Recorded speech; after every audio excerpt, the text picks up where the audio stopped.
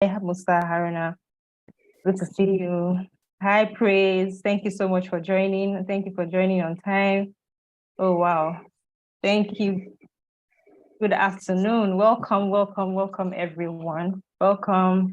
Hi, Ahmed. Welcome. Thank you for joining. Hi, Rafiat. Welcome, and thank you for joining. Hello, everyone. Hi, everyone. It's good to see you. It's good to see you. I'm so excited to be here today. Hi, everyone. Good afternoon, Ashim. Good afternoon, Mohammed. Good afternoon, Haruna. Good afternoon, Edith. Thank you so much. I'm so excited to have you all here today. Good afternoon. Hi, hello. Good afternoon, everyone. It's good to see you. It's good to see you. Thank you so much for joining.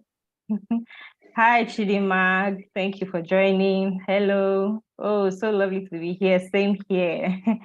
Same here. I'm so happy to be here with every one of you today. Good afternoon and welcome. Welcome to the live review session of the Youth Leadership Development Program. Please let me see your excitement in the chat. Leave your comments, leave your emojis. Tell us your name and where you're joining from, your location or your university. Share with us in the chat. Let us hear where you're joining from, how you're doing today. So good to be here. Good afternoon. Hi, everyone. I'm so delighted. Hi, Blessing. Hi, Priscilla. Okay, I'm seeing people from Gombe, from Kaduna, from Lagos, from Futa, from Bayero University, from Redeemers, from Delta. Thank you so much for joining. I'm so excited to have you all here. Good afternoon. Thank you so much for joining from Anambra, from Lagos. Wow. Thank you, everyone. From Bauchi, from Zaria. Thank you so much for joining. Yes, I'm delighted to be here as well. Thank you so much. Thank you, everyone. It's good to see you. It's good to see you. It's good to have you all here. It is good to have you all here. Thank you so much. Ilorin from Maiduguri. Thank you. I'm excited to be here with you today.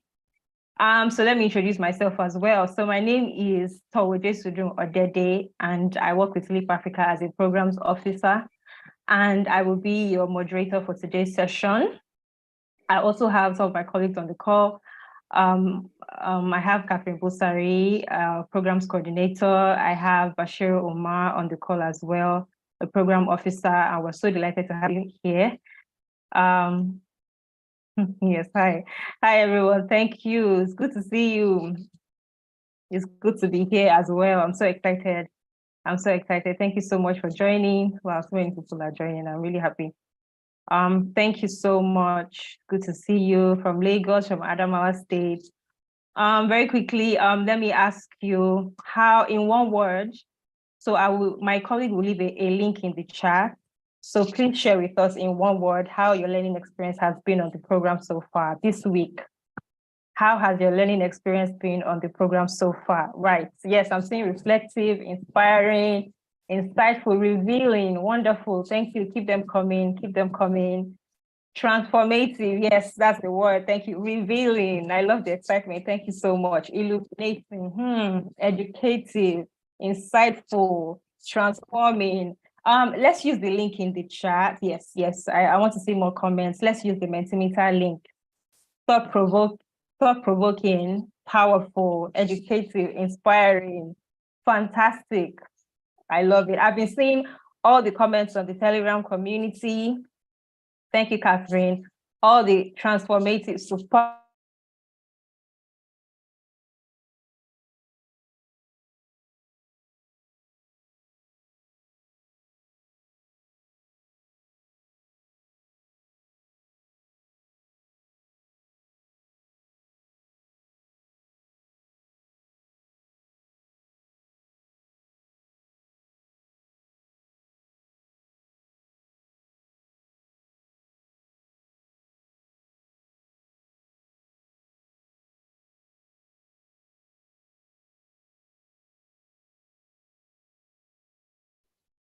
So it seems that we've lost your audio. Can you hear us?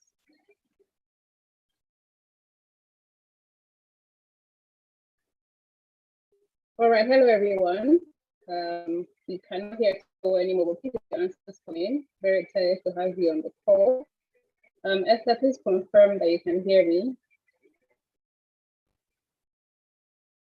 Sorry, my network. I can't hear you. I can't hear you clearly. Can you hear me and can you see me? Oh, so sorry.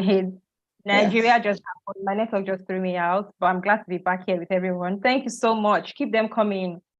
Keep them coming. Thank you. Thank you. Thought-provoking, insightful, wonderful, wonderful. I'm so thrilled to be here today. This is the very first live review session with the 2023 cohort of the Youth Leadership Development Program, and I'm so excited. Like, that's my one word today. So excited. Thank you so much for joining. Mind blowing. I love it. Thank you. Transforming, educative, wonderful, wonderful. Impactful, insightful, great. Educative. Thank you so much. Thank you, everyone. Informative, insightful, reforming, impactful. I love it. Thank you so much for joining. Thank you. Please keep the comments coming. Yes, keep them coming, keep them coming. Thank you very much. I love it. We have more to come, really, for week 2. I'm sure you're even going to be blown away with more with the modules that we have packed for you on the program. So yes, hang tight, sit back, relax, enjoy yourself. The program promises to be very, very, very amazing, interesting. Yes, we're getting to the best part. Thank you guys so much. I love it. Thank you. Okay. We're about to jump in. So right before we jump in, I'd just like to go through a few ground rules, okay? So one, when our speaker is speaking, please let's mute our mics. Let's limit the chit chat. Let's pay attention while the speaker is speaking. And 2, if you have any questions, please raise your hand. Make use of the icon on your screen to raise your hand and wait to be called before you start talking, okay? Let's be respectful. Thank you. Thank you all so much. Thank you. Hi, Blessing. It's good to see you. Welcome, and thank you for joining. All right. So we're waiting for more people to join, but I really like the energy in the room today. Thanks, Christopher from Nasarawa State. It's good to see you. It's good to have you all here. You can use the link in the chat. Let us know how your learning experience this week has been. How have the modules been for you? How have they been? Have they been transformative, inspiring? Let us know, share with us. Eye-opening. I love it. Thank you. Thank you so much. Thank you. Hi, Moses. I love you. Thank you.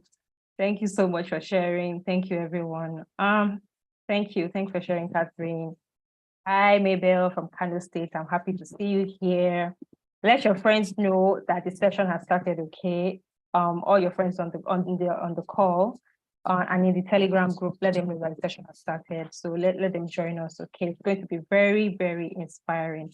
Okay, so without taking too much of our time, I'd just really like to introduce our distinguished guest speaker for today's session. His name is Femi Taiwo. He's best described as a transformative leader. He's an award-winning social entrepreneur and development strategist who is on a personal mission of facilitating the transformation of individuals, organizations, and nations. Femi Taiwo presently serves as the Managing Director of Trace Academia, a mobile app that offers free courses and certificates dedicated to jobs, entrepreneurship, and soft skills. Trace Academia's mission is to empower young people with a focus on women by providing them with free learning from the world's best experts, as well as opportunities to kickstart their career. Prior to this, Femi served as the Executive Director of LEAP Africa. Yes, Femi was our Executive Director before, and LEAP Africa is a youth-focused leadership development organization where he led his team to drive unprecedented growth in impact and influence across the African continent over a 6-year period.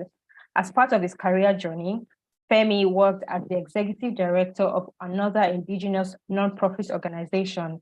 He co-led innovative initiatives and multi-channel marketing projects in GlaxoSmithKline Pharmaceuticals, and he also carried out consulting assignments in the United Kingdom. Wow. A key highlight of Femi's career has been serving youth. He enjoys inspiring, equipping, enabling young people to fulfill their potential. He speaks internationally and advises on themes relating to positive youth development, education, and skills development, employability, social entrepreneurship, active citizenship, the SDGs, and transformative leadership. Femi Taiwo is a 2018 Aspen Institute Ideas First Scholar, and he is part of the inaugural class of the Obama Africa Leaders Program. Femi is a recipient of the Junior Achievement Youth Ambassador Award. He serves as the co-chair of the Nigeria Youth Future Fund and sits on the advisory board of the United Nations Global Compact Nigeria, among many others. He holds an MSc in Innovation Management and Entrepreneurship from Manchester Business School, where he focused his research on social innovation and entrepreneurship. He completed his bachelor's degree at Covenant University, where he earned a first-class degree in computer science, and he has completed executive programs in the Harvard Business School. Femi enjoys nature, hiking, music, movies, volunteering, and exploring. People, please, let's give it up for our speaker in the chat. Please, I want to see a round of applause. Let's clap for our speaker. Today, Femi has graciously agreed to share his knowledge and insights with us, and we're so grateful. Please join me, give a warm welcome to our speaker, Femi Taiwo. Femi Taiwo, over to you. You have the floor. He's going to be taking us today on visioning as a leadership practice. I'm so excited. I'm inspired already. Thank you so much, FD. So good to see you. Please welcome, welcome FD in the chat. Hi, FD. It's good to see you. Absolutely. Nice to see you. Nice to see you. I'm so happy. You're welcome. You're welcome. Thank you so much for joining. My pleasure. Thanks, Towa. Can you hear me clearly? I can hear you clearly, and I can see you clearly as well. Excellent. Thanks, Towa. Thanks, Catherine. Thanks all the lead people on the call. Thank you, my wonderful YLP participants for this year, at least for this tranche this year. I'm excited to be here, excited to be part of you guys. Excited that even almost 500 people turned up for the live session. That is very impressive. Very, very. And well done to you guys for turning up on a Friday afternoon. I'm excited to be here, very excited to be here. It's Lipism for me. Young people, fellow youths like myself are home for me, so I'm excited to be here. So let's start. So how many minutes do I have so that I can pace myself? You have about 40 minutes. Okay, so I should be aiming for exactly 5 p.m. I'm sorry, 4 p.m. 4 p.m. Yes. Excellent. Okay, that works. So guys, I'm excited to be here. Can you just help me so I know where to pick up from? How many modules have you done? Can you just let me know within the chat box? What modules have you done this week online? 4. So can you mention the 4 so that I know? Yes, they've done transformative leadership, self-leadership, visioning and goal setting, ethics and values. Yes, ethics and values. Yes. Excellent, excellent. So the purpose of these live review sessions is to help to kind of bring all of the things you've learned together in a very interesting way, in a very interactive way, answer questions, share more insights, and share more knowledge. So I like the fact that you've done self-leadership, because the topic we're talking about today would apply to self-leadership. I like the fact that you've done transformative leadership, because visioning, you can't separate visioning from leadership in any of its form, whether it's self-leadership, whether it's transformative leadership. And a key part of visioning as well is actually ethics and values, because just like visioning is a very powerful skill set and muscle for any leader. And the question is, can you have negative visions? Can you have positive visions? Yes, you can. You know, the same way you can be on a negative mission to hurt the world, to harm the world, you know, is the same way you can also use your mind to think about something positive that will be transformative for the world. So I think ethics and values also fits in perfectly when we're talking about visioning as a leader. And I'm going to share positive and negative examples, you know, of visioning, just to bring all of this home. So I have 40 minutes. I'm going to go dive into it very quickly. So we're talking about visioning as a leader. And as I go on, I'm intentionally not using slides. So I have my notes here, and I'm going to be talking through them. And I'm going to be moving very fast so that I can create time for Q&A at the end. Someone send me data. Please, someone should send that Abdurrahman Bashir data, I beg. Please, I'm serious. So someone should send it. We're here to support each other. All right, so I'm going to be talking about, not necessarily in this order, but you can be sure that I will touch on what is visioning, why visioning is important generally to leadership in all of its forms. How do you apply visioning practically in your leadership journey? And so those are the three major pillars I'm going to build this conversation on and around. But let me start with a statement that I like. The statement was made by Ellen Keller. She said that, and if you know anything about Ellen Keller was a blind person. She was born blind, born deaf, and born, you know, with speech difficulties. But she ended up becoming one of the most sought after female motivational speakers and leaders in her time. And you can imagine someone blind making this very profound statement, saying that eyes that look are common, but eyes that see are few. And they asked her a question, a journalist asked her a question one time, what does it feel like to be blind? She made this another profound statement. Now, I'm not quoting the second one verbatim, but she went ahead and said that true blindness is having eyes, but not having a vision. That is a very powerful statement. Now, there are many people going through life without a vision for their life. They're just going through the motions, going through what society is dictating them to do. And they're not thinking about, what am I trying to build for the future? What am I trying to use my life to negotiate, my today to negotiate for tomorrow? So they have eyes, or they don't even have eyes, but they don't have vision for themselves. So if you remember your modules on self-leadership, the whole idea was that self-leadership is about you taking the driver's seat in your life journey, sitting in that driver's seat and directing the course of your life through a set of skill sets and attitudes and aptitudes, which includes goal setting, visioning, time management, and the likes. But I think we can all agree that there's no point knowing how to drive or even having a car if you're not clear about where you want to drive to. I mean, we know that we suffered fuel scarcity for the past few weeks, and it's not entirely clear across different parts of the country. But you can even have fuel, and it will serve you no good because you have no clear understanding about what your destination, or a clear picture of what your destination would look like.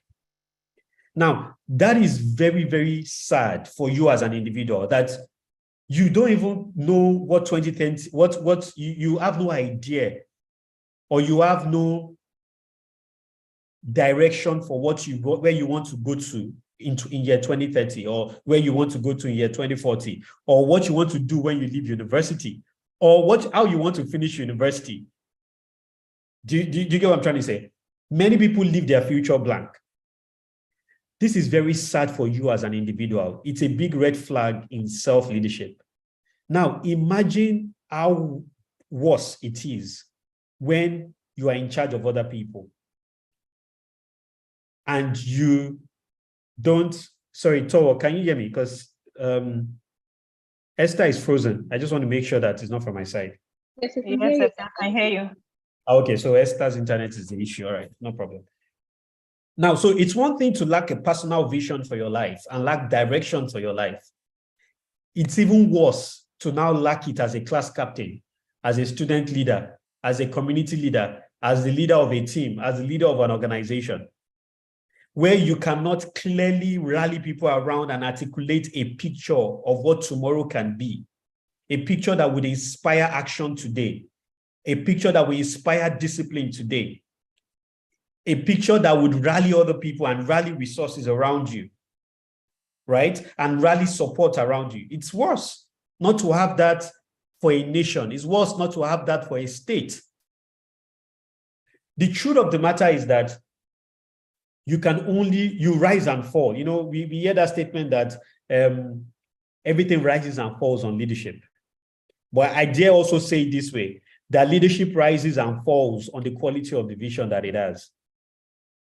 You can't rise. Your leadership of yourself or leadership of others or leadership of a team or leadership of an organization or the nation cannot go beyond, cannot rise, rises and falls to the quality of the vision. So visioning and vision is a powerful tool, a powerful force, a powerful skill set that you need, and it can literally change your own life. And you can use it as a tool, as a leader, to transform the lives of other people and the lives of everything that you're responsible and accountable for. And those are some of the things we'll be talking about today. So let me start with this. Why is visioning important? I mean, that's what I've already started with, but let me just pull out some specific points. Why is visioning important to you as a leader? First of all, with vision, your job as a leader becomes very easy. You probably have heard this statement that leaders are dealers in hope. Leaders are not about maintaining the status quo at all. They're all about getting us from where we are to where we can be, right? They're all about helping us to realize our potential, realize the possibilities of what we can achieve as a people. Taking us to a desired future, something that is exciting, something that is rewarding for everybody. There might be sacrifices along the way, but a vision paints that picture of something desirable, something preferred, that makes whatever sacrifice worth it. So how can you lead if you don't have a vision? So one of the reasons why vision is important is because with vision, you can communicate hope. You can communicate possibilities. You can communicate aspirations. So visioning simplifies your communication as a leader. It's one of the ways you can deal hope to the people. It's one of the ways you can activate people.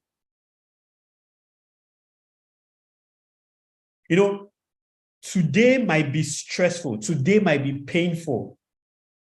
The prospects of tomorrow might be scary. But in the midst of that, if you can articulate and clearly communicate a picture of something better, of something desirable, of something preferred, you've given people reason to follow you. You've given people reason to participate in that process of transformation, transforming from where we are to where we can be. So visioning helps you to communicate hope as a leader, even to yourself, self-leadership.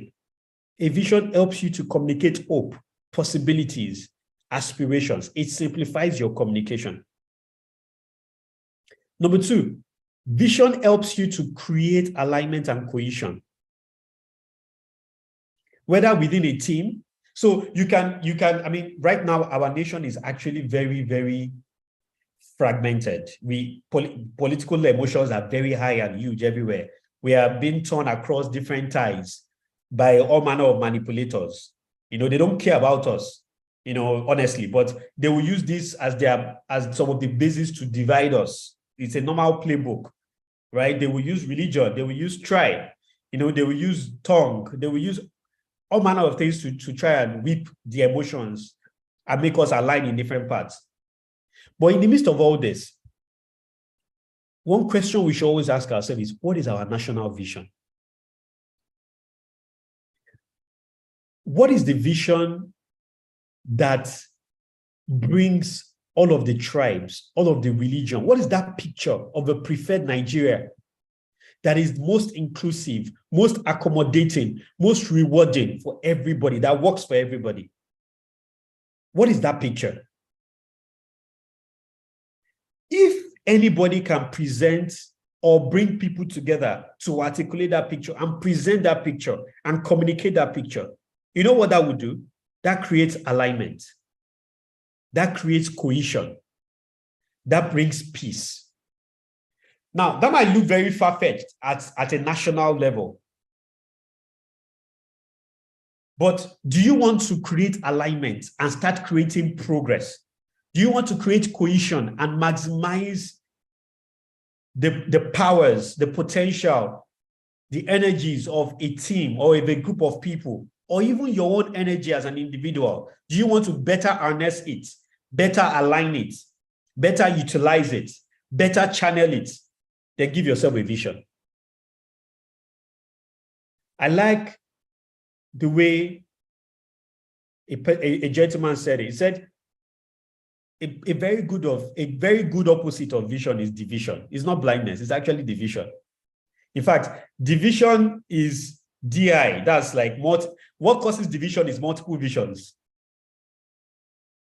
in the real sense, right? So visioning helps to create alignment and cohesion, helps to, whether within a team, whether within a community, whether within a nation, whether within an organization, it helps to bring people together. It helps to create alignment and cohesion, helps to harness and bring the best of everybody together on the same page, for the same target, right?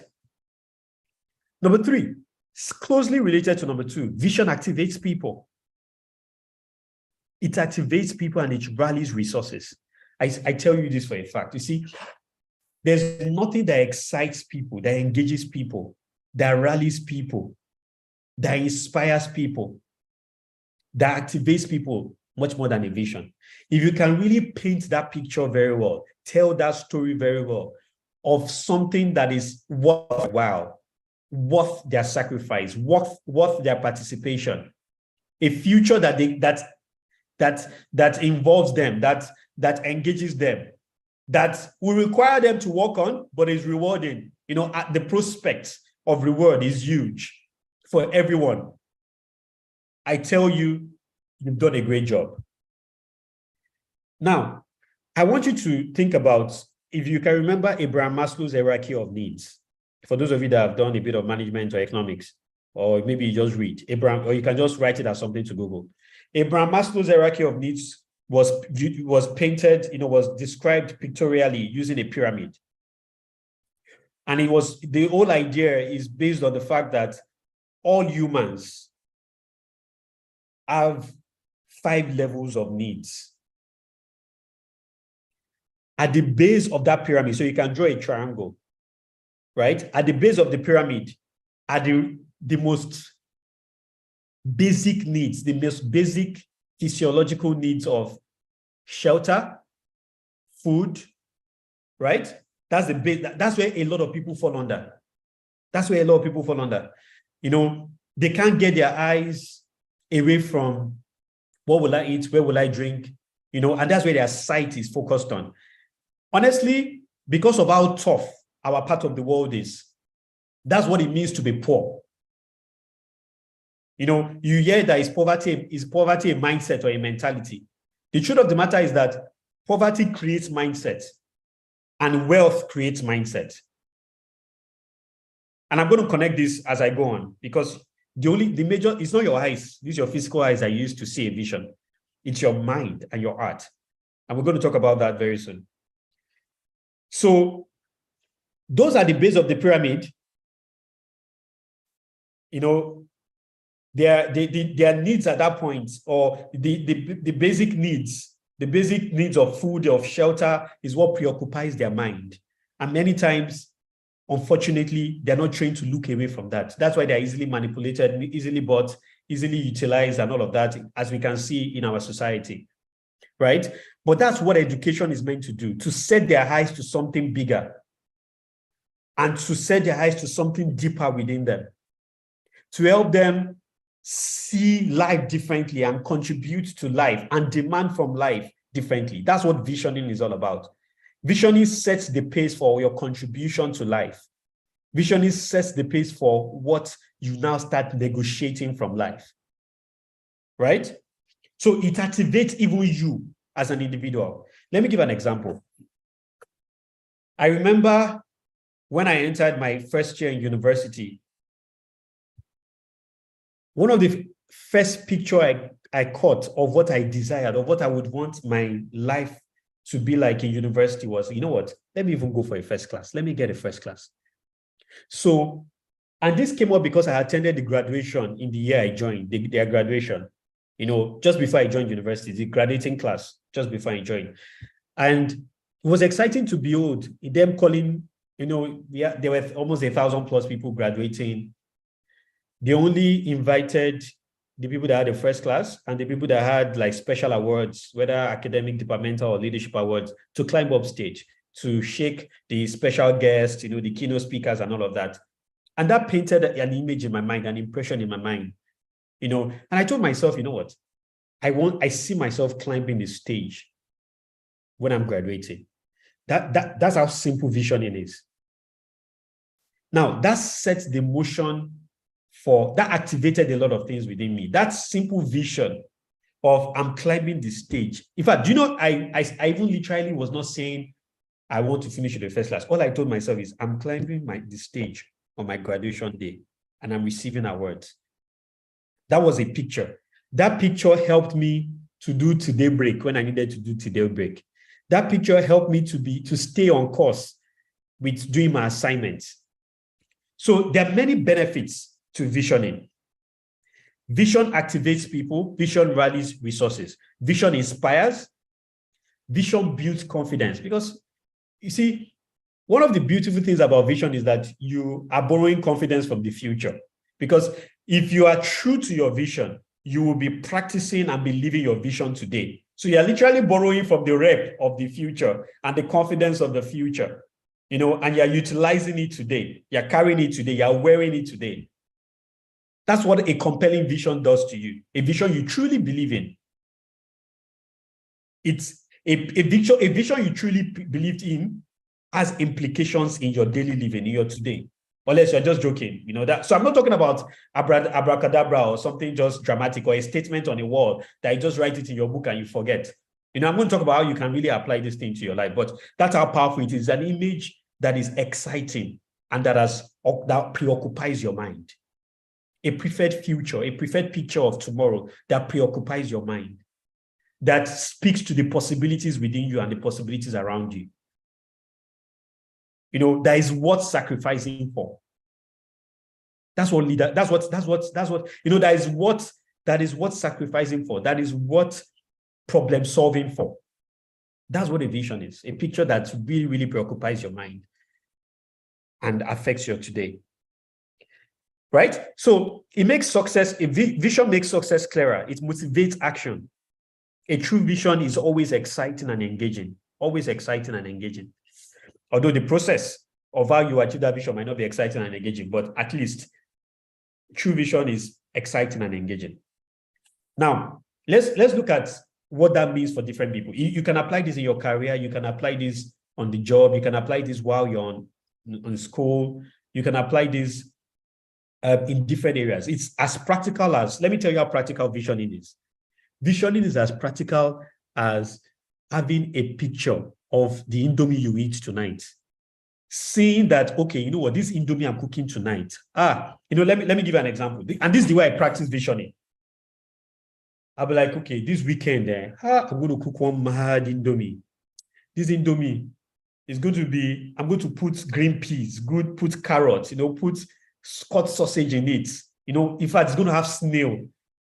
Even though I'm talking about something I'm going to cook on Sunday evening, I'm already smelling it right now. I'm tasting it. The smell and the taste is exciting to me. It's attractive to me, right? Because of that, I'm going to the market tomorrow and I'm looking for the green peas that I will use, the ingredients. I'm already picking up the ingredients for that meal I want to cook tomorrow. That's how it is. It's as practical as that. It's as practical as saying, you know what? That babe I've been looking at, next week, I'm going to go and ask her out in class. You know, I'm going to wear, this is the way I'm going to wear my buba and shokoto. You know, the gator is going to be sharp. I'm going to spray that perfume like this. And when I get there, she will feel, you know, you can paint a picture with your mind. That's what visioning is. You can paint a picture. You say you sabi give examples. You can paint a picture with your mind. You can paint a picture of a desired future. And that's what I found myself doing. I painted that picture for what I wanted in my final year.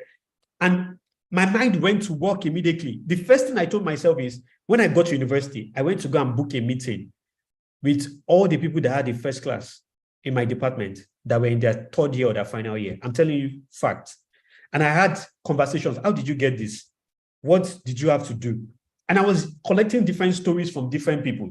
I moved away from my department and I went to and I went to other departments and I had some conversations with different people that were topping their class. And I said, what did you do? That's what visioning does. It gets you moving. It gets you going.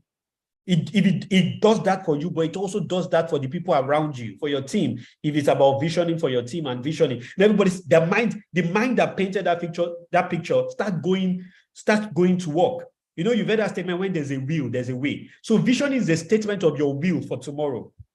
It's you choosing tomorrow and not allowing tomorrow to happen to you. Right? So that leads me to what is vision. I've already said it. So in my own sessions, I always say it and I'll say it again so that it can be very clear and you can take notes. What's a vision? A vision is a picture of a preferred future that you want to feature in. Yeah, I like that. So a picture, I'll put it in the chat box.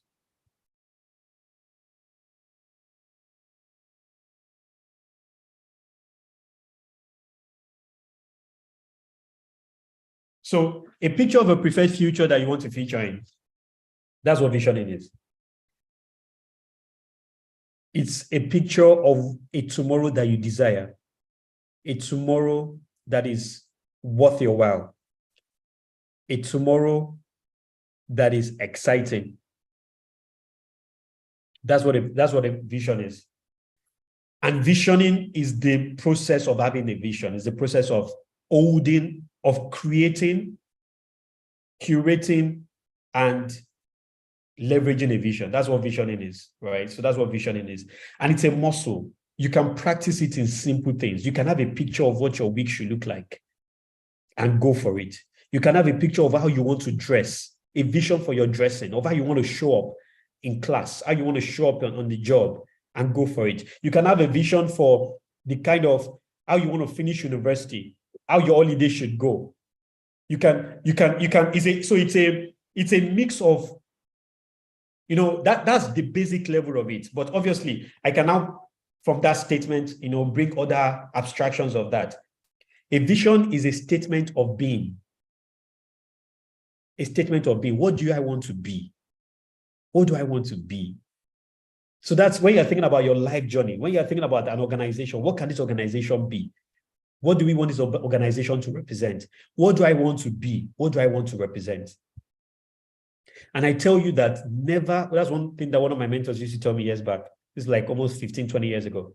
Never leave your future blank. So always articulate a picture of what tomorrow can be and should be for you. And all you can just do is update that as you go on, but never leave it blank. You know, Bill Gates once said something. He said that many people overestimate what can be done in a day, but underestimate what can be done in 10 years. So my question to you is, what's your vision for 2025 for your life? What's your vision for 2030? You know, because it's a fusion of your ambition, of your aspiration, of your contribution, of your legacy.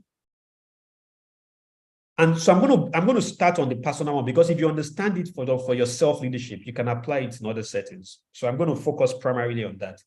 But the question is, what do you want your life to count for? So Terungua, Deborah, Solomon, you know, everyone, what do you want? What's your picture of your life in different time zones of your life and in different levels of your life? These are questions that I was trained Yeah, thanks, Katrin. These were questions I was trained on and that I had to answer for myself. You know, one thing happened to me last week. I didn't change my polling unit, last 2 weeks, rather. So I had to go to my family house to cast my votes. So I slept in my room, the room where I grew up, where at least from my seniors SS2 to like my university, that was my room. So, and I've not slept in that room for years. So I went there and I laid down on that bed and I was just thinking, see, I was just looking around the room because my parents stayed there. They stayed there maybe 10 times a year. So the house is even abandoned. Nobody stays there. So my room is literally like reserved. So this is me sitting down in the room that I lived in like almost 10 years ago. That was like my space. And I was looking at the wardrobe and I was seeing some posters, looking at the wall, looking some flyers and some posters and different things, and opening the wardrobe. In fact, I came back with a bag of books because yes, I have a library in my house right now, but I still have a lot of books in my parents' house that have not died. Well, all of these books. Then there was a place that had a lot of notepads and journals. Notepads of 15 years ago, right? It was exciting just looking at these things and smiling and just saying, and just giving glory to God and just thanking God, for not wasting my youth, for paying attention to say, what do I want from life and what do I want to give to life? I'm going to come to the contribution side because leadership is not about you. Life is not even about you at all. So the best way to exercise yourself in visioning and to develop that muscle of visioning is thinking about others and serving others. That was the way in fact, before I started thinking about myself and what would that mean for me, I developed this muscle by taking on projects, by volunteering, by taking on missions and trying to paint a picture of what could happen. And then that exercise gave me confidence in applying it to other things, even then personal projects for myself, right? So vision is a picture of a preferred future. Back to that story, it was exciting to see, one of the things that in 2005, I remember in a program in my university, we had to write a letter to ourselves in 2015. So ourselves 10 years ahead. So that was me writing a vision story, basically, and saying, these are the kind of things I would love to do. This is where I see myself. And trust me, having a vision for yourself is rooted in self-awareness. That's why self-leadership and self-awareness module is very, very important. Because why should a shark, it's not going to be authentic for a shark to be having a vision of flying. Now, visioning also comes from the stem of saying that nothing is impossible, because if a shark has a vision of flying, who says the shark has to have wings? The shark can hire a private jet and they will carry him. I'm just trying to say that there are different pathways. So that example it has K-leg in a certain way. But what I'm trying to say is that a vision that would really, really engage you, a vision that would really, really activate you, will be rooted in a lot of things. And I will get to that. It will be rooted in a lot of things that are personal and endearing to you. So, that's why many people write statements and it's just lying somewhere and it lacks power. It lacks momentum because it's not personal, because it's not aligned with their true self and who they are, right? Now, another definition of vision that I like is, so I have to end in exactly 10 minutes, so at least I'll have 5 minutes for questions. Another definition of vision I like, and I'm going to move very fast right now, limit the stories to maybe when I have to answer questions, is the definition of vision by Miles Monroe. But that points to something very powerful. So Miles Monroe said that vision is foresight based on insight with the benefit of hindsight. So vision is foresight, the ability to see ahead based on insight, what you get from knowledge, with the benefit of hindsight, that's looking back, history. So what he's saying is that the ability to see far ahead into the future is based on your ability to see, to have a sense of what is going on around you, insight, and looking back at what has happened around you. That's powerful. The first thing to see is that he's talking about sight, ability to see the future, ability to read today, ability to read yesterday. You know, when they say that statement that leaders are readers, that's a powerful statement because knowledge will always give you an edge in leadership. Knowledge will always give you an edge. And one major way that knowledge will give you an edge is that knowledge will give you an edge in visioning. You can't give what you don't have. I always say this. You cannot drink Gary and vomit Eddie Kainko. It's impossible. You cannot drink Amala and vomit Tuo. No, you can't give what you don't have. You can't give what you don't have. And so your ability to envision is subject to your exposure. It's directly proportional to your exposure. Like I said earlier, that it's with your mind and with your heart that you envision. Eyes that look are common. Quoting Ellen Keller again, eyes that see are feel. What makes everybody look at the same thing and see different things is their mind, their mentality, and the state of their heart. So exposure is very key. An enlightened mind would always see deeper, further, and broader than a narrow mind. So one of the things I always say is that whatever thing you want to pursue, whatever life path you think you want to pursue, you have to be ready to expose yourself to other people that have done similar or that are doing similar. And the knowledge area that aligns with what you want to do. So you want to become a great entrepreneur. For you to successfully hold that vision, that foresight that you want to, foresight can be very blurry, but for you to see that future very clearly and hold it very clearly and hold it very powerfully, it will be built on the foundation of hindsight and insight. Some people cannot hold a vision of possibilities for their life. They can't see themselves graduating to the first class. They can't see themselves becoming as wealthy as they think they can be. They can't see themselves becoming that transformative leader because their mind is stuck in some things. The mind has not been open to possibilities. The mind does not. So, for instance, one of the things that helped me, back to the books I saw in my parents' house, I used to read a lot of biographies. So, one of the things biographies taught me or showed me, the sight I got from biographies is that it doesn't matter where I'm coming from. My background, that statement that they said that my background should not put my back on the ground is very true. History has proven that over and over again. There are too many people that how they started did not determine where they ended. That's the power of hindsight. That's the power of insight as well.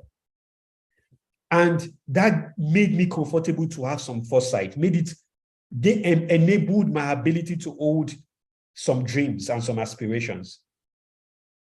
Do you understand what I'm trying to say? That's just one simple example of how to use that statement. Vision is foresight based on insight with the benefit of hindsight.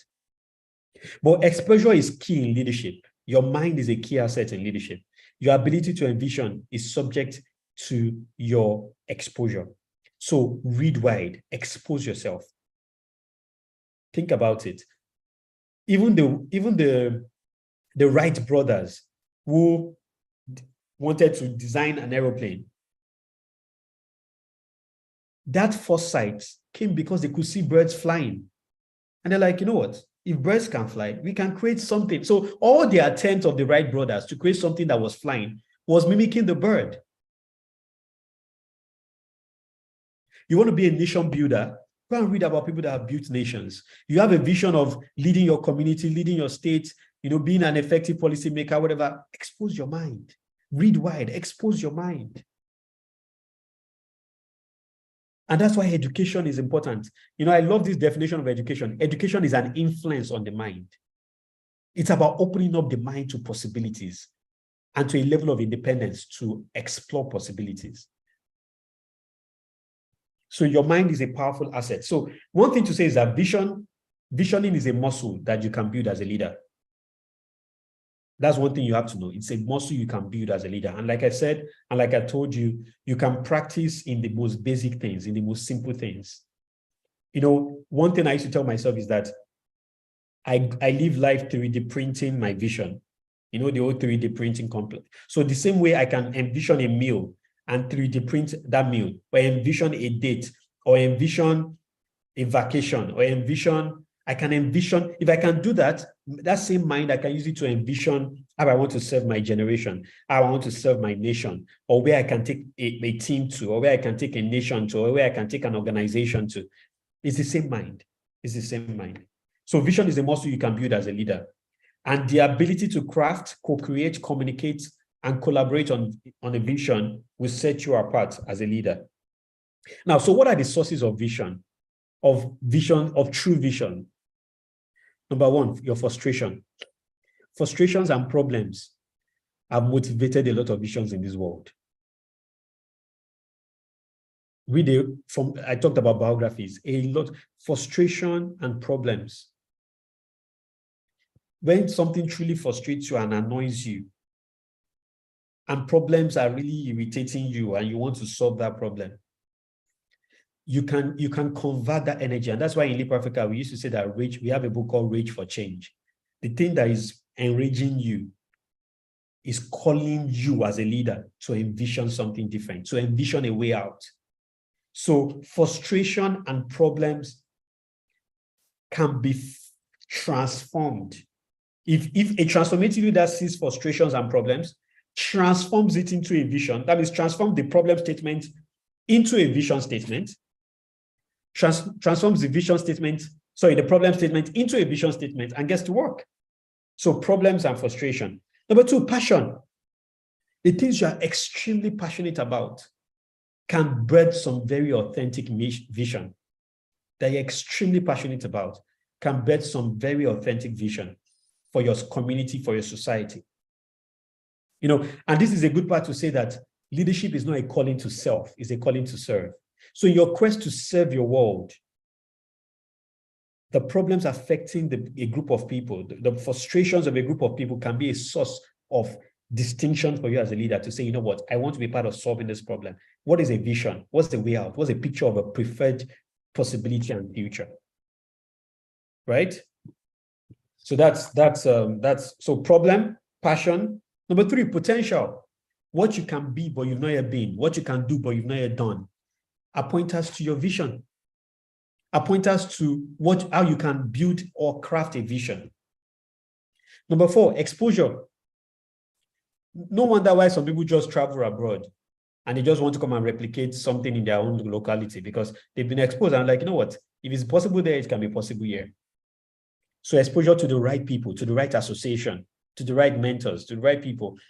I can imagine that the course of your life would change because now you've come in contact with Leap Africa. You're going to see things differently because of the content, the ideas, and the people you are coming in contact with.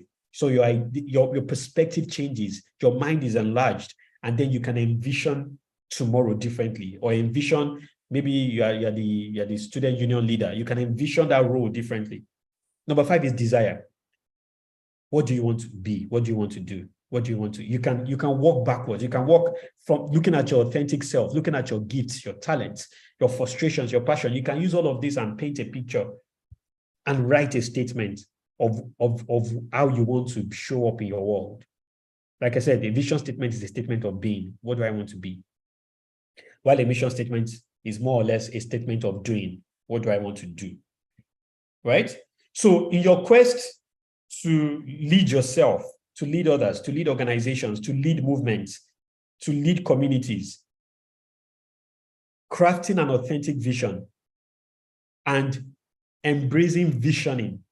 So you don't have vision. When we're talking about vision, we're not just talking about 10 years time, 20 years time. Like I said, you can envision the next semester differently from this year and prepare to show up in that way and start working to 3D print that vision, right? So it can be, the vision can be as broad and as big, as exciting as I have a dream of Martin Luther King, or let's land a man on the moon, like JFK said, by so and so time. It can be as broad, as ambitious as that. You can but you can exercise yourself even with little things to say, you know what, this is the vision of the kind of student or the kind of graduate I want to be. I want to do X and Y. I want to deliver X and Y. So for me, when I was in university, I wanted to exercise my entrepreneurship self. So I wanted to start a business. So when I was in university, I started a business. I was employing 30 people. That was part of me exercising myself in visioning, right? Not just living life, but negotiating what I want from life, starting with a vision of what I wanted. So what does vision do for you, and what does visioning do for you? Summarizing all I've said, a vision dictates your disciplines and your routine. So it doesn't mean anything if you just have a vision board, pictures on the wall, that paints a picture of what you are thinking and aspiring for, if it doesn't influence your disciplines and your routine, right? It influences your association, the people you roll with. Even though, yes, the people you roll with can be a source of feeding and seeding your vision. But even when you now have a vision, it kind of helps you to make decisions on the people to roll with. Vision simplifies your choices. A true vision speaks to your values. Speaks to your values. Speaks to your true values. And as a transformative leader, just like you've learned, a true vision delivers positive change in an ethical way. So the means, when they say the end justify the means, no, that's not that's not the kind of vision we're talking about. A true vision, a truly transformative vision, the means is as important as the end. So how do you leverage a vision? Like I said, exercise it in little things. Vision boards work. You don't have to do the traditional vision board on the wall, painting a picture. You can Google this, you can learn about this. You can use an app. I mean, I used to use an app called Vision Board, right? Where I just paint a picture and put it there. And then it's a powerful thing. But more importantly than what I put on my phone or what I put on a wall is my mind. I hold that vision dearly in my mind. So I take times when I just close my eyes and I reflect and I meditate on my vision, right? Vision statements too are powerful. So almost like 2011, I wrote a mission/vision statement for myself to facilitate the transformation of individuals, of organizations, and nations. This next year I did a big picture. I did a frame. I got a graphics designer to do a map of the world, and then put, to facilitating transformation of individuals, organizations, and nations. And that was my image of the kind of life and the kind of career. So, and when I wrote that statement to myself 10 years ahead, I was describing what that vision looked like. That, I would do things with African Union, with UN, I would speak globally, I would work on global teams, I would do X and Y. And honestly, right now, I clocked 35 this March, last month, right? Which means this is my last year officially as a youth, in quote. And I'm like, come, can you give me 5 more years as a youth? Being youth is a swag. You can brag. So no matter the definition of youth we use, whether UN, whether 35 is the last age, depending on whose convention you use, right? But I'm now asking myself, what do I want to? I have to go back and rewrite and think about and re-envision. Honestly, I honestly have to, especially because many of the things I had written or had articulated have expired in a way that I've already ticked the boxes, and even surpassed some of them, right? So now I have to walk back and say, okay, now this is a new dimension of life for me. I have more insight. What have I learned in the past? Then what do I want? What is my vision of contribution to my world, right? So vision board, vision statements, vision narratives and stories is a powerful one. When you get married, do it together with your family, makes it more powerful and exciting. Now that you are still a student or whatever, do it with friends. That helped me. I rolled with people who had a vision for first class. All of us had a first class. Maybe the ones that didn't get first class were like 4.49, 4.48, 4.4 something, right? But these things are possible. These things are real. These things are practical. And I think that's my main message to you today. Thank you.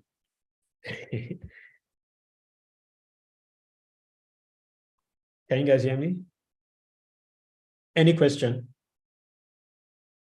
Katrin, are you there? Towa, are you there? Can you guys hear me? Yes, perfectly. I guess Towa has some network issues. Thank you so much, FT, for that session. I will enable the chat now just so our participants can speak, but I have some questions for you. I have questions in the Q&A as well. Yes. Okay, so let's start with the question about self-awareness, the importance of self-awareness to framing vision. I have that from Abdullahi. Okay, importance of self-awareness. Do you want to see another one? So I just take like 2 or 3 first. All right.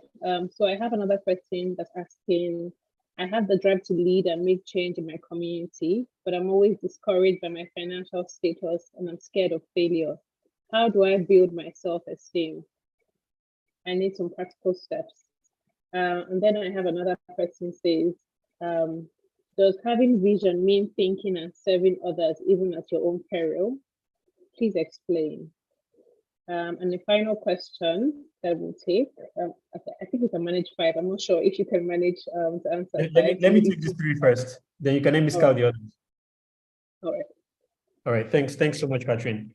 Guys, very good question. Shows that you guys are super smart people. What's the importance of self-awareness in crafting a vision? So what does self-awareness do for you? See, self-awareness helped me and saved me a lot of headache.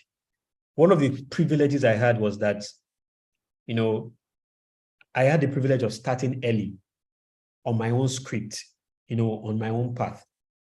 And that was because of self-awareness. So I entered university. I was in chemical engineering department.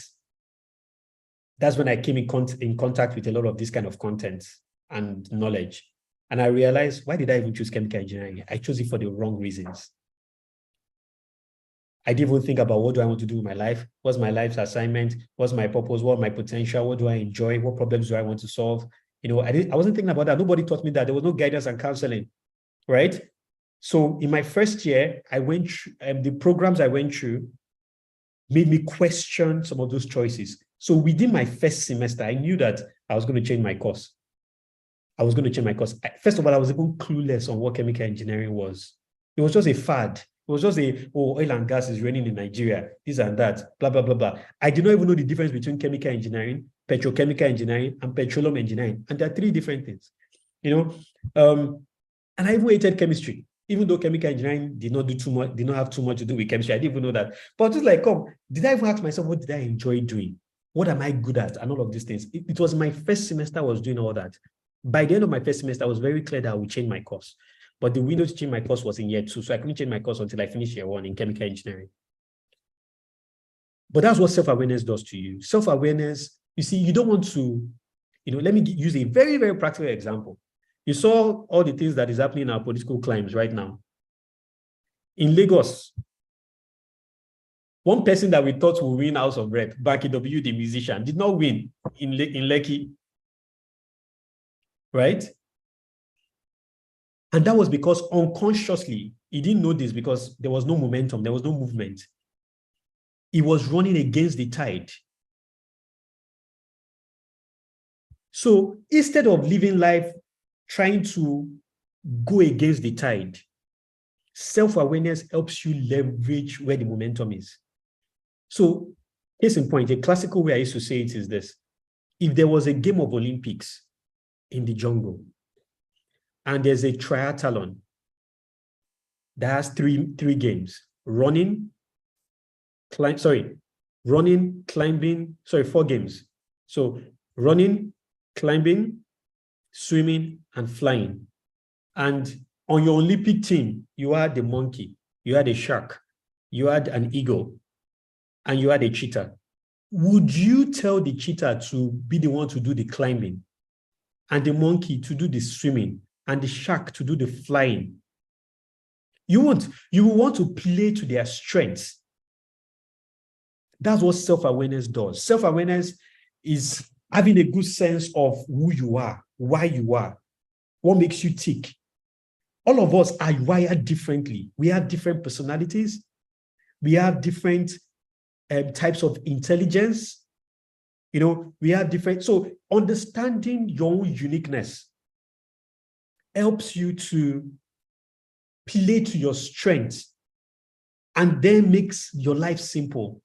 You see, life is designed in such a way that it's not meant to be complex.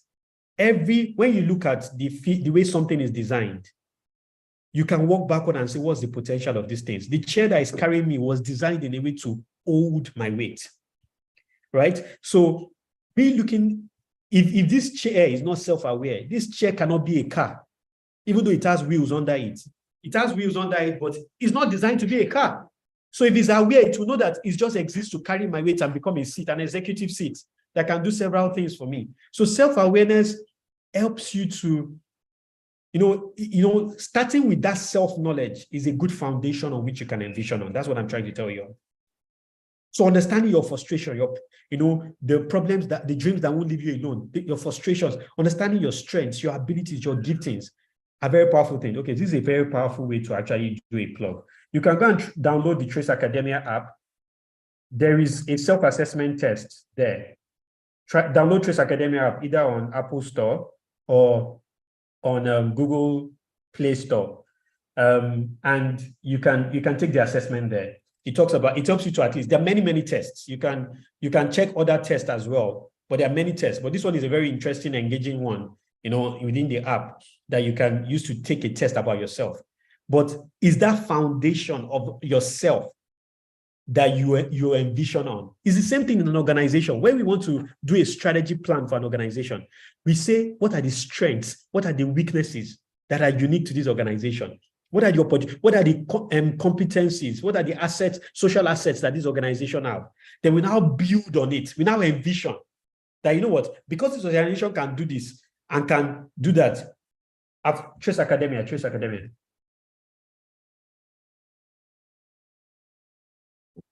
I just put it on the chat box. So so that's how powerful self-awareness is.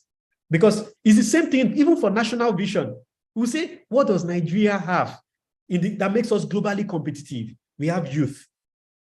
We have, you see, if we really count our asset, oil will be the last thing we'll count. We have land everywhere in the north. We have 65% of our land is arable.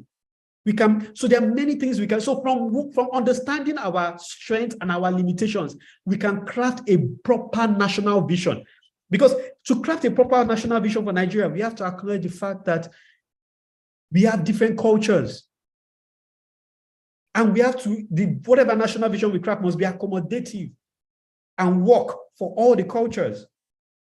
That's what visioning does, self-awareness. That's how self-awareness connects to, really crafting a powerful vision. So for the other person that talked about self-esteem, honestly, I can imagine many people don't see themselves as, it's very, and this is something that you have to work on. This is why self-leadership is the beginning of your leadership. You have to fight the self-esteem issues. You have to fight what they call this thing. Katrin, help me now. What are these limiting thoughts or these things that imposter syndrome? You have to fight. See, that's why I said the battle is in your mind. If you cannot release your mind from all of these things, you won't see yourself as someone that is worth a first class. You'll be living based on what people think. You won't be able to dress the way you want to dress. You won't be able to carry yourself the way you want to be. You won't be able to pursue the things you want to see. Personally, I have to fight it at different levels. Don't let me lie. I have to fight it at different. So working on your mind is a lifetime journey. So how do you do it? Read.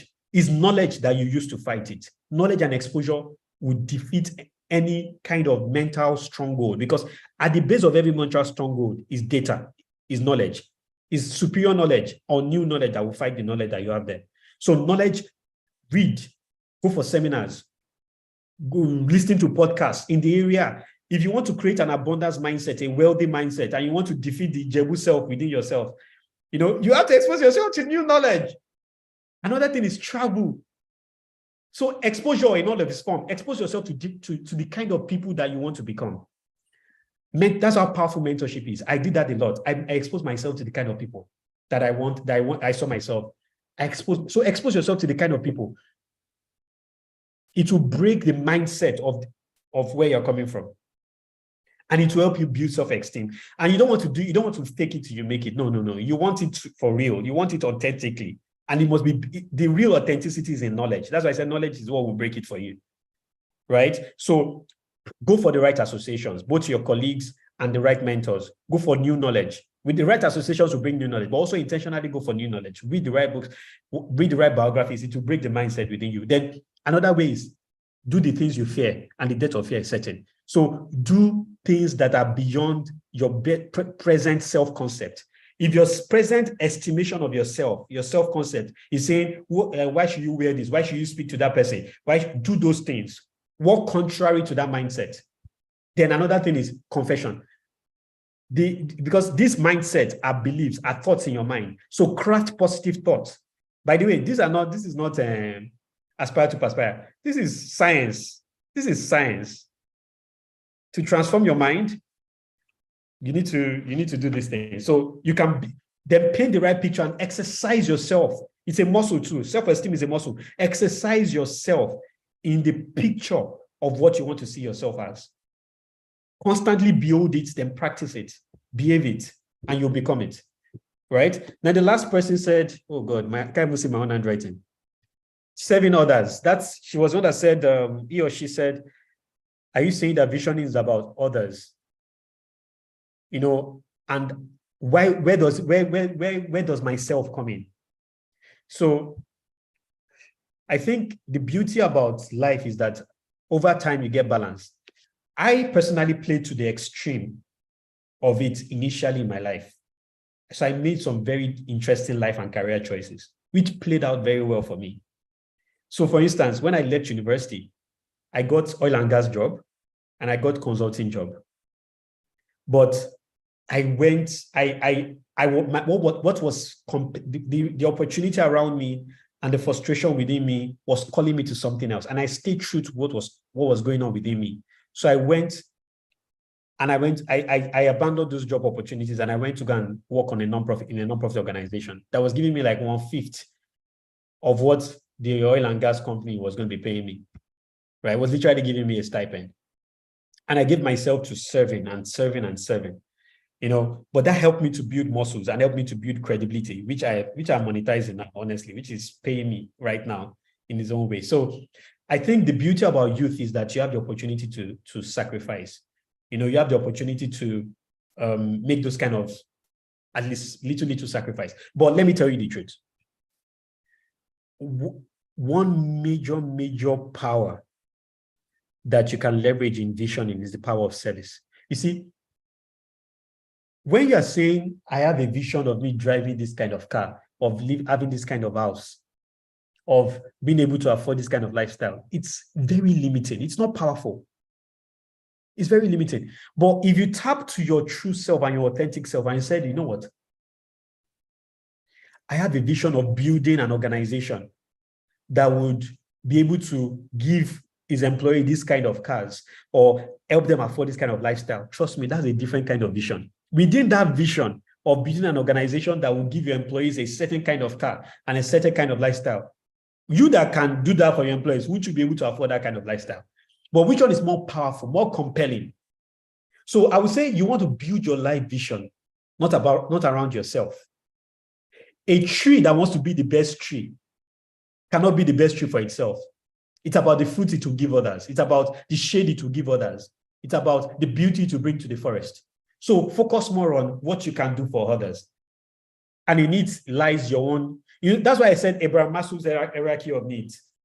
At the highest point of the pyramid are self-actualization needs. The needs to add value, the needs to contribute. You don't want to be living just on the, so if you're living just if you're aspiring just for physiological things, at best, you will just be on the bottom of the pyramid and middle class and you might break, but do you want to solve the world's problem? Think about Bill Gates. Bill Gates' vision was a computer on every table. That is a powerful vision. That's the vision that made him a billionaire. Google, Eric Smith, what's the pronunciation of his surname? The founders of Google, their vision when they were on campus in Stanford was to organize the world's information in a way that is useful for humanity. That vision is what made them a billionaire. They didn't aspire to be billionaires. Read a lot of biographies. So that's the power of visioning right, visioning in a way that is about serving people, about contributing. I love the way Martin Luther King puts it. He says, life's most urgent and important question is, what are you doing for others? So when you are thinking about your career, be thinking not about where can you get the most money. See, trust me, if there's anything, just the fact that I've done career for like 15 years, if there's anything, There is no one way to make money. And money pursues value. There's value in contribution. There's value in solving problems, in solving wicked problems. So if you frame your career conversation or aspiration and dreams on where can I make the greatest contribution? So you're looking at yourself, you're going towards that journey of self-awareness. Where am I? If I'm a shark, where is my ocean that I can conquer? If I'm the eagle, where are my skies that I can dominate and I can create beauty from? If you position yourself, if you position your career path and your own vision, your career vision from that point of view, to say, you know what, these are the SDGs. Which one do I want to give myself, that I want to focus my life on and problem solve on? It will give your life meaning and it will bring value your way. And then everyone will understand and realize that value, and you will command that value at the market. Right? So having a selfless vision is ultimately self-actualization and self-serving in the long run. Trust me. When you think about Ndidi, the founder of Leap Africa, so many examples, even in our nation, right? See, that's the thing about leadership. There are many problems. Those who step out to solve those problems are valuable. Those who can do that sustainably, entrepreneurially, are even more valuable. Right? So yeah, okay. Any other question? I have a question from the YouTube channel. We have about 198 persons joining from YouTube, and I have a question from Francis. He says, "Is it good to share my vision with other people?" I also have a question from Hajarat Olubi. She said, "If I have more than one vision to accomplish, how do I choose which is most important, and how can I achieve that?" There's also strong questions about procrastinating, actually, from Zoom and also from YouTube. How can I stop procrastinating when I know what I want to do? That comes up a lot. Wow. Okay. Thanks, Kat. Should I share my vision with other people?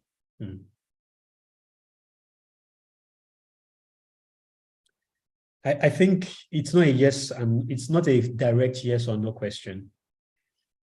Let me give an example. When I was like going through the motions of university and outside university, I kind of had a picture of, of what the things I would like to do from different points of view, and I articulated it. But honestly, if you ask my parents did not know. As much as we can talk about self, I can give them little pieces. The closest people to the people that really understood it, and they even understood it more than me. And there's value in having those kind of people in your corner. Was now my wife. I met my wife 11 years ago, right? I mean, our marriage anniversary is 7 years this year. But when we met, because, her and my best man, we've been friends for like 15 years. So for 15 years, if there's someone that really understands and knows me, it's those two people. But guess the value from that? They challenge me based on that vision. They don't challenge me based on the results of today. I've had my friends come and say to me, you're more than this, you're more than this. You need those kind of people in your corner that say, you're more than this. Or you're not moving as fast as you should be moving. So, but I would say you want to find people that are trustworthy. People that have earned that trust. People that you have shared values with, and people that, in a way, have a part to play in that vision. You can share that vision with them. If you find those kind of people, they scale the trustworthy test, they scale the values test. You can share that. You can share portions of your vision with them. You should also find mentors that you can trust, that you can have those kind of free conversations with, and they themselves can share their own with you, and their own fears, their own aspirations. You need those it takes a community, you need those kind of safe spaces. So I want to say you want to find those people. And that's why I said vision will determine your association. If you've not found the association that aligns with your vision, you've not started. So trustworthy people. So you want to make sure you find, you don't just share. Then there are some other parts that you can share with everybody. Like I said, me, from time immemorial, for more than 11, since 2011, I've been putting facilitating transformation of individuals and organizations and nations. People don't understand the depth of that. They might not see all the journals I've written about that or the ways I've painted that. But that statement, they can see it. It's on my LinkedIn. It has been on my Facebook for years, right? It's on different places, facilitating transformation of individuals, organizations, and nations, right? So there are some things you can share with the world, because guess what? Once you start defining yourself in the world, everybody start responding to what you defined. So a vision defines you to you. And you sharing that vision defines you to your world. And then people start sending opportunities your way in line with that vision. See, that's what makes you even a leader. Your vision inspires other people. You start having your own kind of followers, in quote. I'm not talking about followers on Instagram. Now I'm talking about people that they're like, okay, we know this guy and we are following this guy, right? In their own way, right? So that's how powerful it is. Now, the last question, the lady that said, I have two visions. So from what I said earlier, I said you don't want to, you can't have two visions. You want to have one true north, one vision, but you might have different branches. You see, that's normal in vision, where, and that's part of self-awareness. You might have different sides of yourself, but can you find your one true vision, your one go-to, your true north, and let all the other parts contribute into it? So let me give an example. It's so weird how life works, right? I remember how, when I was in secondary school, ultimately, I knew I wanted to be an entrepreneur. Ultimately, I knew I loved marketing. I loved marketing. I love marketing, advertising, communication, this advertising and communication. I loved it. But I was also very passionate about solving the world's problem. I was a change agent. I wanted to solve the downfall challenge in my secondary school. I wanted to do many things. You realize that there are different phases for your life as you go through life. You realize that you just had one vision, one big thing. You'll be, like I said, you can be unpacking, you can be updating your vision and be unpacking as you go on. But you don't want to have two things you're pursuing, two visions you're pursuing. You can have one true north, but there are different sides to it and different parts. And as you go on towards that true north, it will make sense how all of these different parts fit together. It's like a puzzle. It's like a puzzle. Right? So I would say you don't want to have, it's just like, say, can you be pursuing, even in university abroad, they will say you have a major and a minor, but you have a major at least. Your minor, in a way, even though it might be totally removed from your major, in a way, still has a point of alignment to your major. So you hear people saying, I'm studying public health and economics. My major is public health, but my minor is economics. That might sound ridiculous, but ultimately, there's an economic side to public health, right? So I'm just trying to say that you want to find your major, right? And let other things just be contributing. It might, as you go through as you grow in life and as you go through different phases, what you prioritize as major might actually shift, because the journey of self-awareness continues. Like I said, it's a continuous journey, self-awareness. So you might prioritize one thing over the other, but by all means, I would say you want to find one thing that you prioritize and give it your all. Because you see, focus creates blindness, and that's what vision does. Vision helps you create focus, which creates blindness, and then it helps to harness. Earlier I said that it creates cohesion and alignment, even for you individually, right? Then procrastination, that thing is difficult. Don't let me even lie. Procrastination. What's the way out? Yes. What has worked for me? By the way, when I say what has worked for me, even this week I still procrastinated.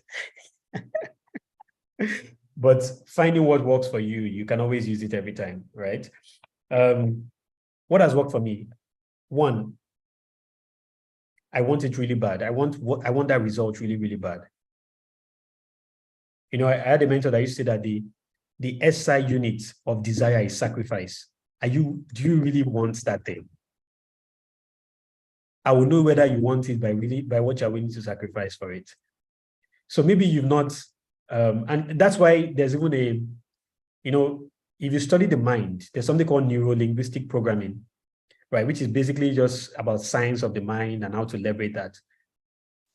And it comes down to how you set your vision and how you set your goals, which is why I said that some people's goals are not really aligned with their authentic self, or the vision is not aligned with their authentic self. So it doesn't mean anything to them. It doesn't move them. And then they can be procrastinating it. But imagine you have a frustration and a problem you really want to solve that is compelling, that you're fixated about. You will give yourself to that. Imagine you have a desire you really want to make happen. You will give yourself to that. So many times we are not tapping to the energies within us, and that's why we procrastinate. Secondly, so beyond that, second thing is you've not developed the right routine or structure or systems around you. Right? So that's why I said your vision will dictate your discipline and your routines. That's the easiest thing you want to be negotiating your vision daily. So you want to find the little things, the micro atomic habits and systems that you can put in place that puts you on course with your vision. It's just, so you're automating your alignment to your vision with your processes and with your systems and with your habits. So let me give you an example. So year one, I had a vision I wanted to finish with the first class. Let me tell you what I did. Every Friday night in my year one, just to set me on that path, every Friday night, I read everything we were taught that week. So every Friday night in my year one, I did till daybreak. I didn't do it after my year one, but I did it. I wasn't consistent after my year one, but I still did a bit of it. But in my year one, every Friday night, I wanted to make sure that I mastered everything I was taught that week, and I cleared my assignments before weekend started, before Saturday started. To make it easier for myself, it wasn't even my idea. I found another friend of mine who was much more disciplined than I was, and really, it was a bookworm. It was a bookworm. Yeah, I wasn't even too much of a bookworm in secondary school, but these were the people that went to Suleja, that special school in Abuja, that all of them are smart. And these ones are we call him prof. It's just, so I tied myself to him every Friday.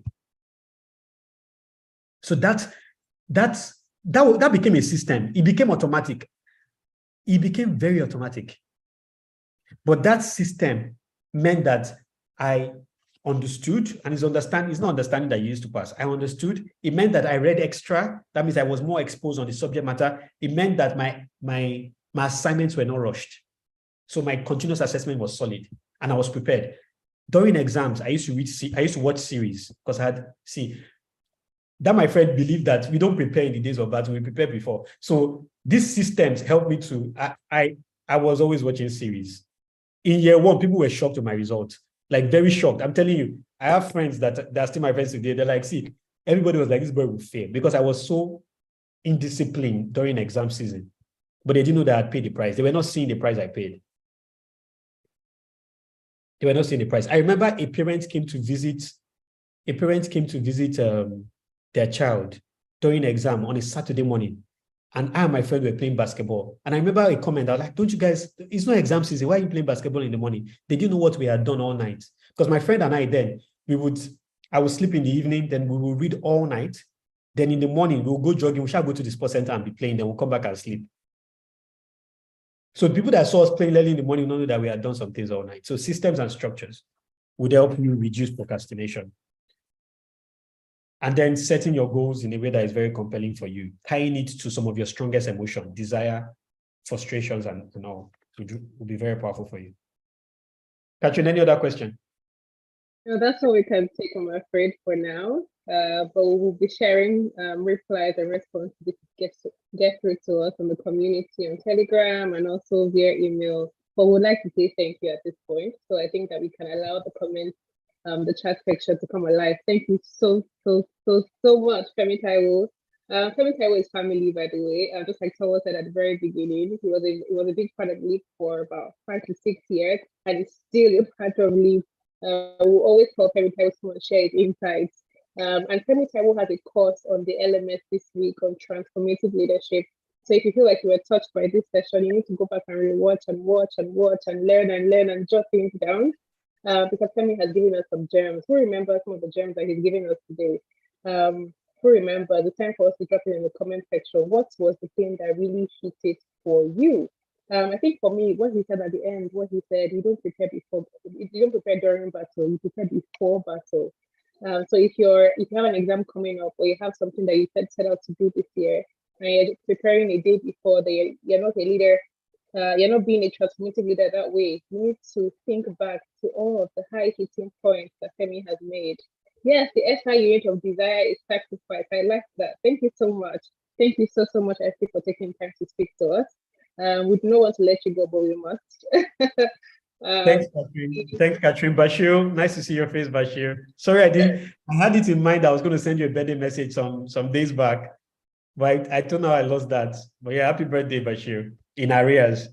So some guys are asking for my handle. You can find me on at the Femi Taiwo, THE Femi Taiwo. The Femi Taiwo on Instagram. On Instagram, yeah. You can always send me questions on Instagram too. I'm quite responsive on Instagram. Thank you so much, Femi. Also on LinkedIn, you can follow Femi Taiwo. Guys, thanks to what. Thanks. Bye, everyone. All the best. Have a great day. Have a great weekend. Bye. Thank you so much. Bye, FT. Thank you. All right. Thank you so much, so much, FT. This is such a good one. I think that we've had a very spectacular session, and I'm adding more people to the spotlight right now because I want to introduce more of the course advisors, your course coordinators on the program. Okay, so I know that we can see, I'm sure that you can see my screen right now. I have Told Jesudu, who started the session. Told Jesudu is driving the Youth Leadership Development Program this year. Also Bashir Umar. Bashir works from our Abuja office. Okay, thank you for showing us your handsome face. And he's here to support you, your leadership and personal development journey. We're very excited to be here. We also have another team member, Joy Amano, but she's not able to turn on her camera here. But Joy, we see you, we appreciate you, thank you. And my name is Catherine Bossari. I lead this team.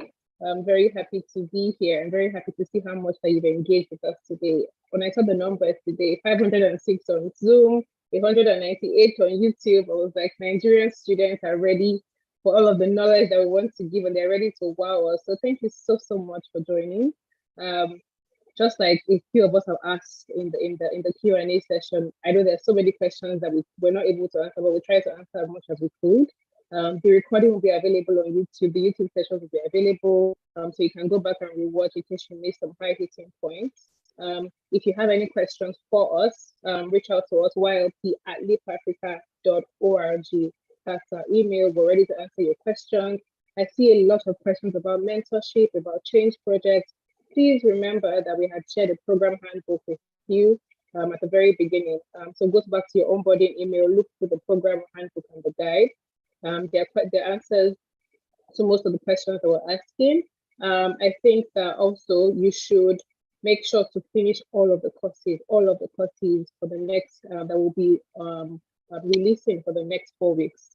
Try to finish all of them. When you finish all of them, then you have the options to access the mentorship side, the policy accelerator program. You have so many opportunities to get funding for your change project. So there's so much for you to access if you finish the courses and attend the live review sessions. We're very happy to see how you're engaging so much. Someone says, I think this is Abati saying, I've never been serious in online certificate courses, but Leap Africa is amazing. I'm done with my courses for the week. Well done. That's so good to hear. So on Monday, we have new courses for you to engage with. We're looking forward to receiving your inquiries. Don't forget ylp@leapafrica.org. I also see that a lot of us have asked questions about biographies and books to read. Don't worry, we'll be sharing some books with you on the community. Just so that you can read them. We have interesting ones that we like to read ourselves here. There's some books like Good to Great, books that have to also, I know biographies came up a lot. The Google brothers, the Google team, Eric Schmidt and the likes, the biographies are out there for you. I know a very good biography that a lot of people keep recommending is the one for the founder of Virgin. That's also some that you can look at, but we will share a list with you on the community just so you can catch up on some reading. Also, just to let you know that I know that we have a lot of additional and optional courses, Bashir, you have a fan here. Someone says, I want to hear Bashir's work. He seems like a cool guy. He is a cool guy. He's the coolest, actually. We like him a lot here. All right. Just like I was saying, every week we have additional modules to support your learning. So if you're done with the 3 core ones for the week, catch up on the additional module just to enrich your learning. All right, I've kept you 5 minutes past the time. I think this is a good place to say goodbye, but I'll let Bashir unmute his mic just so you can hear him say hello. I see a lot of people.